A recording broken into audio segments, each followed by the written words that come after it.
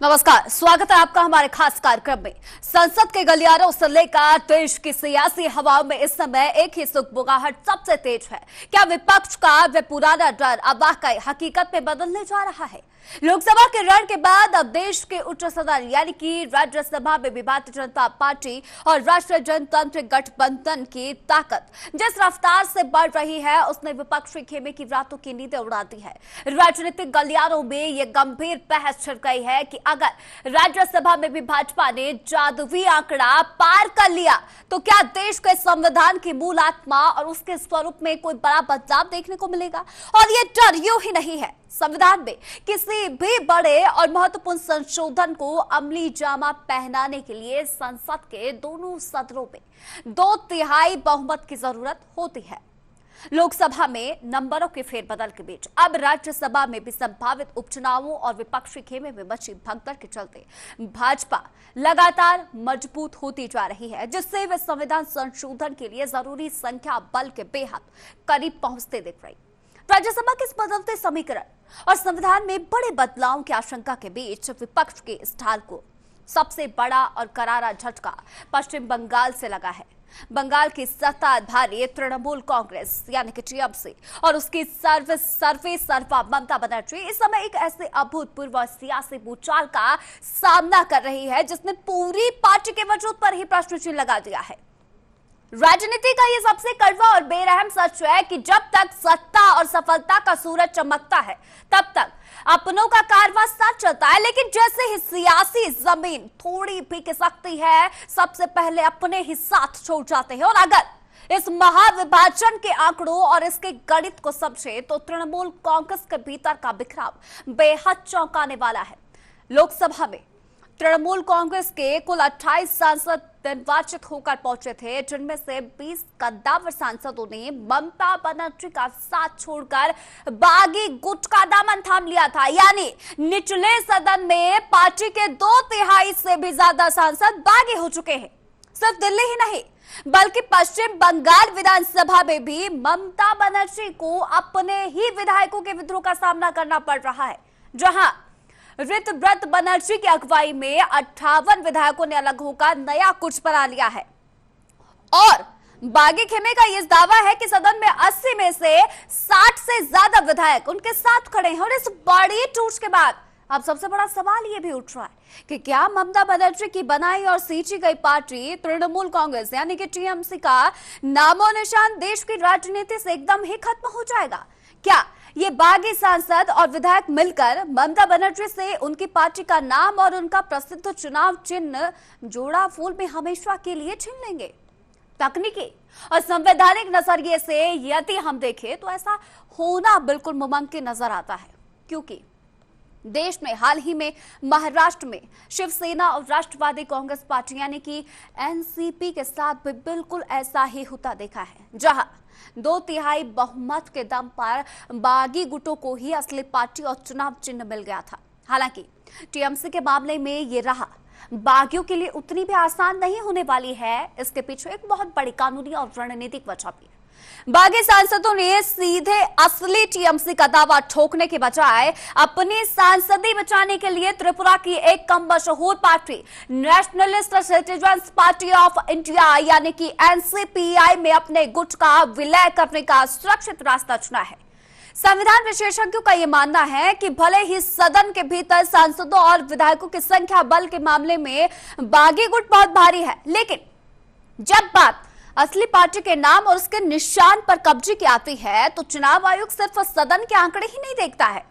आयोग ये भी जांचता है कि पार्टी के मुख्य संगठन, राष्ट्रीय कार्यकारिणी, केंद्रीय पदाधिकारी और जमीनी स्तर के जिलाध्यक्षों का पर किसका नियंत्रण है।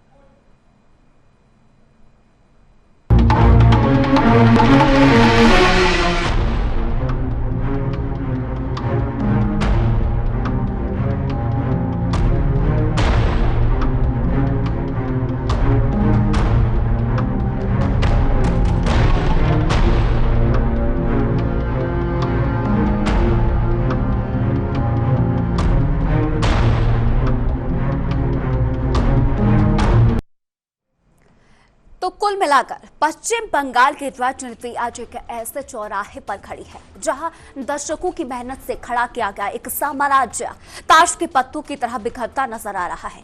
मुख्यमंत्री ममता बनर्जी, जिन्होंने पिछले 3 दशकों में तृणमूल कांग्रेस यानी कि टीएमसी को सिर्फ एक पार्टी नहीं बल्कि एक मजबूत बंगाली अस्मिता और विचारधारा के रूप में स्थापित किया, आज अपने जीवन की सबसे कठिन सियासी लड़ाई लड़ रही है। ये लड़ाई किसी बाहरी दुश्मन से नहीं बल्कि अपनों के ही भीतर से उठे बगावत के उस बवंडर से है जो केवल सत्ता परिवर्तन का संकेत नहीं बल्कि राज्य की राजनीति में एक ऐतिहासिक युग के अंत की आहट देता है। जब राजनीति में वजूद का संकट गहराता है तो इतिहास गवाह है कि सबसे गहरे घाव हमेशा सबसे करीबी लोगों से ही मिलते हैं और मौजूदा आंकड़े ममता बनर्जी के इस राजनीतिक लाचारी और ढलान की कहानी को साफ बयां कर रही। लोकसभा में टीएमसी के कुल 28 सांसदों में से 20 सांसदों ने बागी खेमे का दामन थाम लिया है। अब यह संख्या दल बदल कानून के तहत कानूनी मान्यता पाने के लिए जरूरी 2/3 के आंकड़े को भी पार कर चुकी है। संकट से दिल्ली के गलियारों तक सीमित नहीं है, पार्टी की रीढ़ कहे जाने वाले राज्य विधानसभा में भी स्थिति बेहद विकट हो चुकी है। टीएमसी के 80 विधायकों में से 60 से अधिक बागी गुट के पाले में जा खड़े हुए हैं। काकोली घोष और सुदीप बंदोपाध्याय जैसे दिग्गज और पुराने चेहरों का बागियों की कमान संभालना ये तो साबित करता है कि ममता की कार्यशैली और पार्टी के भीतर संतोष की जड़ें कितनी गहरी थी, जिसे शीर्ष नेतृत्व समय रहते भापने में पूरी तरह से नाकाम रहा। और इस बगावत ने ममता बनर्जी के वफादारों के कुनबे को समेटकर बेहद छोटा भी कर दिया है, जिससे पार्टी का ढांचा अंदर से पूरी तरह खोखला हो चुका है। अब उनके पास न केवल सदन के भीतर बल्कि जमीनी और सांगठनिक स्तर पर भी अपनी राजनीतिक जमीन बचाने की एक नामुमकिन से चुनौती है। यह संकट केवल विचारधारा की लड़ाई नहीं है बल्कि उन व्यक्तिगत महत्वाकांक्षाओं का वह ज्वार है जैसे कभी ममता का चुंबकीय व्यक्तित्व बांध कर रखता था। आज सत्ता के इस ढलान पर सबसे पहले उनके अपने ही साथ छोड़ रहे हैं, जो ममता बनर्जी की कुशल और आक्रामक रणनीति की सीमा को भी बेनकाब करता है। ममता बनर्जी का राजनीतिक संकट और ममता बनर्जी का किला जो ध्वस्त हुआ, अपनों की बगावत से पूरा साम्राज्य हिल गया है। लोकसभा के 20 सांसद बागी हुए, जिनमें 60 से ज्यादा विधायक भी अलग है। ग्राफिक्स के जरिए इसको समझिए, जहां दिग्गज नेताओं ने संभाली कमान तो बचाना मुश्किल हुआ अपना वजूद। अब पश्चिम बंगाल में तृणमूल कांग्रेस के भीतर मचे घमासान और बगावत का सीधा असर दिल्ली में संसद के दोनों सदनों की संख्या बल पर पड़ता दिख रहा है। राज्यसभा में राष्ट्रीय जनतांत्रिक गठबंधन राजग की स्थिति पहले के मुकाबले कई अधिक मजबूत और निर्णायक हो रही है, तो वहीं उच्च सदन में राजग के पास पहले से ही 148 सांसदों का संख्या बल मौजूद था। अब झारखंड और मिजोरम के राज्यसभा चुनाव में निर्दलीय उम्मीदवारों की संभावित जीत और पश्चिम बंगाल में टीएमसी के 3 राज्यसभा सांसदों के इस्तीफे से खाली हुई सीटों पर होने वाले उपचुनाव के बाद राजग का ये आंकड़ा अब 148 से बढ़कर सीधे 156 तक पहुंच सकता है और ये संख्या राज्यसभा में 2/3 बहुमत के जादुई आंकड़े से महज 9 सीटें दूर है। राजनीतिक गलियारों में अटकलें हैं कि टीएमसी के कुछ और सांसदों के इस्तीफे के बाद राजग 163 के उस सर्वोच्च आंकड़े को भी छू सकता है जो सभी महत्वपूर्ण संवैधानिक संशोधनों को पारित कराने के लिए आवश्यक है। और दूसरी तरफ द्रमुक और आम आदमी पार्टी के कुछ सांसदों की रणनीतिक दूरी के बाद अब विपक्षी गठबंधन के पास केवल 64 सीटें बची हैं, जबकि वाईएसआर कांग्रेस 7 सीटें, बीजेड 6 सीटें जैसे दल जरूरत पड़ने पर वॉकआउट या फिर समर्थन के जरिए सरकार की राह आसान कर सकते हैं। हालांकि राज्यसभा में इस बेहद मजबूत स्थिति के विपरीत संसद के निचले सदन यानी कि लोकसभा का गणित सत्ता पक्ष के लिए थोड़ा पेचीदा नजर आता है। लोकसभा में किसी भी बड़े संवैधानिक फैसले या संविधान संशोधन को पारित कराने के लिए सरकार को 2/3 बहुमत यानी 363 सदस्यों के भारी भरकम आंकड़े की आवश्यकता होती है। वर्तमान परिस्थितियों में यदि तृणमूल कांग्रेस के बागी खेमे के सभी 20 लोकसभा सांसद एक अलग गुट पर आकर या फिर किसी अन्य दल में विलय करके राज्य को अपना पूरा समर्थन दे भी देते हैं तो भी सत्ताधारी गठबंधन की कुल संख्या लोकसभा में केवल 312 तक ही पहुंच पाएगी। ये 312 का आंकड़ा सरकार को पूर्ण स्थिरता और सामान्य कामकाज के लिए पर्याप्त बहुमत तो देता है, लेकिन ये अभी भी 363 के उस अनिवार्य 2/3 जादुई आंकड़े से काफी पीछे रह जाएगा, जिसके बिना देश के संविधान में कोई भी बड़ा या ऐतिहासिक बदलाव कर पाना मुमकिन नहीं होता। इस प्रकार बंगाल के बगावत में भाजपा और राजग को राज्यसभा में तो 2/3 के लक्ष्य के बेहद करीब पहुंचा दिया है, लेकिन लोकसभा में पूर्ण वर्चस्व के लिए उन्हें अब भी अन्य समीकरणों पर ही निर्भर रहना होगा। संसदों में बदलाव सीटों का ये गणित तो राज्यसभा में मजबूत हुआ सत्ताधारी गठबंधन ग्राफिक्स के जरिए समझेंगे, जहां राजग का आंकड़ा पहुंचा 154। विपक्षी गठबंधन के पास बची हैं 64 सीटें और यह आंकड़ा 154 के पार हो गया है। बंगाल बगावत का सीधा असर दिल्ली में जो लोकसभा में अभी भी पेचीदा हुआ है गणित, वहीं संविधान संशोधन के आंकड़े से फिलहाल दूर नजर आई है सरकार। लोकसभा चुनाव के बाद से ही विपक्ष द्वारा गढ़ा जा रहा राजनीतिक नैरेटिव अब तृणमूल कांग्रेस की इस ऐतिहासिक टूट के बाद पूरी तरह से बदल चुका है। संसद के दोनों सदनों में तेजी से बदलते समीकरणों ने देश में एक नई और गंभीर वैचारिक बहस को जन्म दे दिया है। राजनीतिक विश्लेषकों और आम जनता के बीच इस सबसे बड़ा सवाल यही है कि क्या राज्यसभा में भाजपा की बढ़ती ताकत से विपक्ष का वह पुराना डर हकीकत में बदलने जा रहा है, जिसमें संविधान की मूल आत्मा और ढांचे में बड़े बदलावों की आशंका जताई जा रही थी। हमारे लोकतंत्र में सामान्य कानूनों, बजट या नीतियों को पारित कराने के लिए केवल साधारण बहुमत की जरूरत होती है, आवश्यकता होती है, जो सत्ता पक्ष के पास पहले से ही प्रचुर मात्रा में अवेलेबल है, उपलब्ध है। हालांकि नए राज्यों के गठन, न्यायपालिका के अधिकार या फिर संविधान में किसी भी प्रकार के ऐतिहासिक और बड़े संशोधन के लिए संविधान निर्माताओं ने एक बेहद सख्त व्यवस्था भी बनाई है। इसके तहत संसद के दोनों सदनों, लोकसभा और राज्यसभा में अलग अलग 2/3 बहुमत होना जरूरी और प्राथमिक पहली शर्त है। विपक्ष हमेशा से अपनी रैलियों और चुनाव में यह अंदेशा जताता रहा है कि यदि सत्ता पक्ष को दोनों सदनों में यह प्रचंड बहुमत मिल गया तो बाबा साहब भीमराव अंबेडकर द्वारा रचित संविधान की मूल भावना प्रभावित हो सकती है। बंगाल की इस बगावत के बाद बागी सांसदों के सहयोगात्मक रुख के कारण राज्यसभा में 2/3 का जादुई आंकड़ा अब भाजपा और राजग के बेहद नजदीक नजर आने लगा है, जिससे विपक्ष की चिंताएं वास्तविक हो गई हैं। संवैधानिक इतिहास गवाह है कि स्वतंत्र न्यायपालिका और सर्वोच्च न्यायालय का बुनियादी ढांचे का सिद्धांत हमेशा संविधान की रक्षा करता है, जिससे इसे पूरी तरह बदलना आसान नहीं है। फिर भी दोनों सदनों में भाजपा की इस लगातार बढ़ती संख्या ने विपक्ष को बैकफुट पर धकेल दिया है। इस संख्या बल के दम पर सरकार अपने कड़े, बड़े और विवादित नीतिगत फैसलों को बिना किसी बड़े अवरोध या हंगामे के आसानी से पारित कराने में सफल हो जाएगी, जिससे संसद में विपक्षी आवाजों की धार बेहद कमजोर पड़ने की आशंका है। संसद में विपक्ष का यह बढ़ता डर, जिसको हम ग्राफिक्स के जरिए समझेंगे कि टीएमसी की टूट से बदला नैरेटिव, राज्यसभा में बड़ी भाजपा की ताकत, तो संविधान संशोधन पर भी छिड़ी एक नई बहस। सख्त नियमों से बंधी हमारी यह व्यवस्था, अब बैकफुट पर आया पूरा विपक्षी खेमा। तो क्या नीतियों को पास कराना आसान हुआ?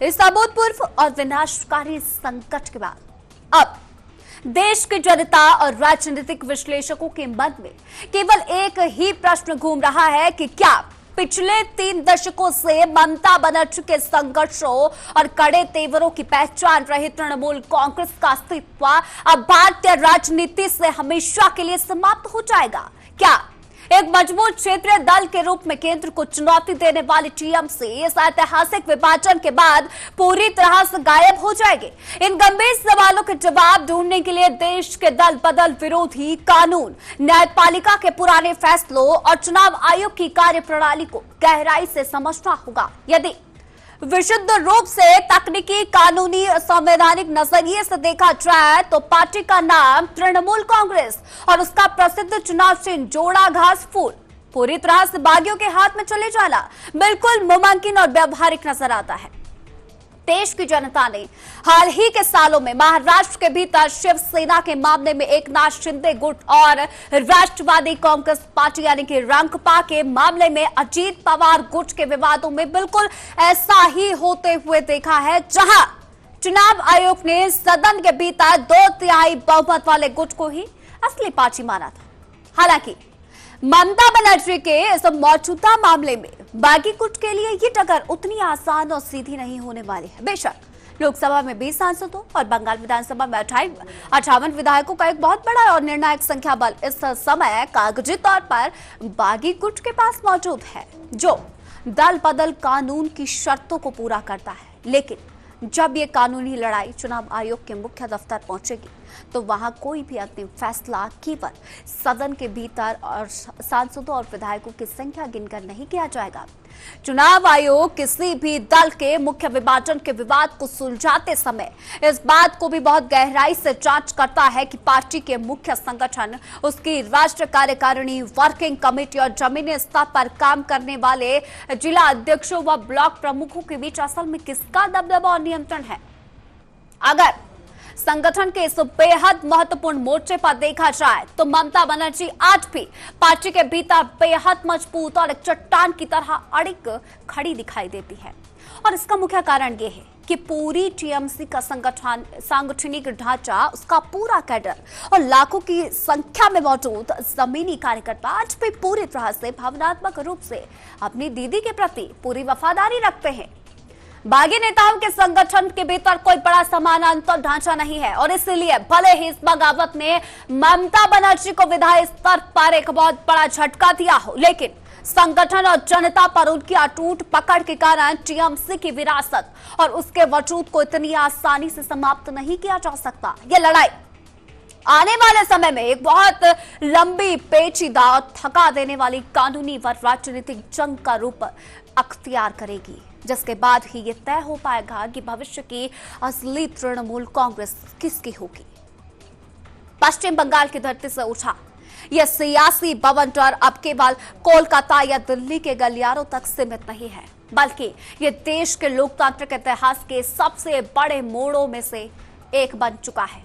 आज सबसे बड़ा सवाल यही है कि क्या पिछले 3 दशकों की खून पसीने, लाठियों और थका देने वाले संघर्षों से खड़ी की गई अपनी इस तृणमूल कांग्रेस को ममता दीदी इतनी आसानी से बिखर जाने देगी? यह भी बड़ा सवाल है कि क्या कड़े तेवरों और जुझारू राजनीति की मिसाल रही ममता बनर्जी इस कानूनी और सांगठनिक महाविभाजन के सामने घुटने टेक देगी, जिस पर एक क्वेश्चन मार्क आकर खड़ा हो जाता है। इतिहास गवाह है कि दीदी ने कभी हार मानना नहीं सीखा और जब जब उन्हें राजनीतिक रूप से घेरा गया वे और अधिक आक्रामक होकर उभरी है। लेकिन इस बार का संकट अभूतपूर्व है, क्योंकि चोट किसी विरोधी ने नहीं बल्कि उनके अपने ही सेनापतियों ने दे दी है। विधायी स्तर पर भले ही आंकड़ों का गणित उनके खिलाफ एक बड़ा नजर आ रहा हो, पर असली परीक्षा भी बाकी है और अब देखना यह होगा कि ममता बनर्जी का अगला कदम क्या होता है।